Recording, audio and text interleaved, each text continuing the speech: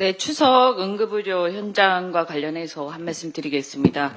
응급실 뺑뺑이가 줄었다고 하지만 환자 내원이 감소된 이면에는 본인 부담 인상 등등의 문제점이 있습니다. 저는 응급실 뺑뺑이뿐만이 아니라 이제 우리는 의료의 영리화가 어떻게 진행되는지에 관심을 갖고 경각심을 갖지 않으면 상황이 굉장히 심각해질 수 있다라고 생각을 합니다. 본인 부담이 90%로 인상이 되었고 실손보험 가입 유무에 따라서 응급실 방문의 차별이 발생하고 있습니다. 환자의 병원 선택권이 없어지고 있습니다. 의사가 환자를 가려서 받는 세상이 되고 있습니다.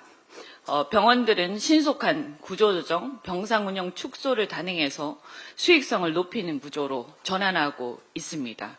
결국 병원 종사자의 고용 불안을 초래하게 될 것으로 우려가 됩니다.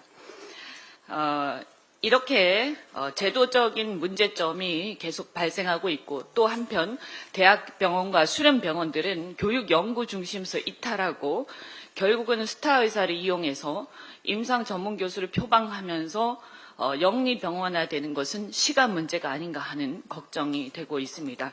의사 증원은 수단이지 목적이 될 수가 없습니다. 그런데 윤석열 정권의 의대 정원 2천이 공급자인 의료인들에게는 비록 시장 원리에 맞지 않는 부분이 있어서 필수 의료, 지역 의료 등 개혁할 필요가 있었지만 국민들 입장에서 보면 이 문제 또한 같이 함께 개혁할 사항이었고 그 이면에도 그러나 그 전체적으로 봤을 때 너무나도 훌륭한 세계적인 국민건강보험 그리고 의료인의 사명감으로 유지되고 있었습니다.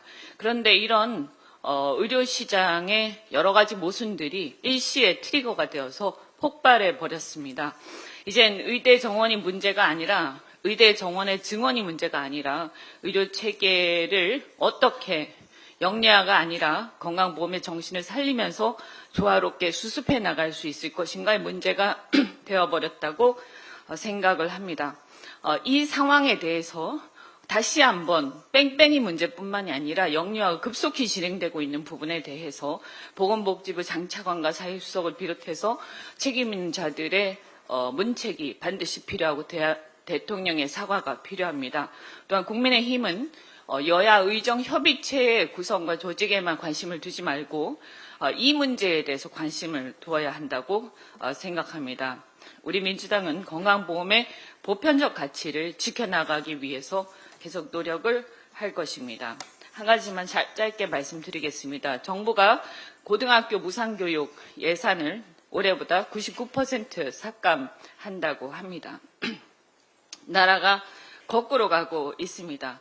지난 6월 윤석열 대통령이 아프리카 협력 촉진을 위해서 2030년까지 무려 13조가 넘는 공적 개발 원조를 약속해서 떠들썩한 적이 있습니다.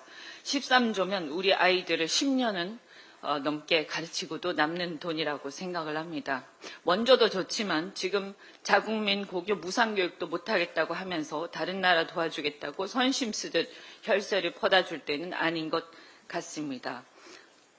이제는 무슨 수를 써서라도 쓸데없는 예산을 삭감하고 삭감된 고교 무상교육 예산을 국회가 살려야 한다고 생각합니다. 민주당이 나서서 이 문제를 꼭 해결하겠습니다. 고맙습니다.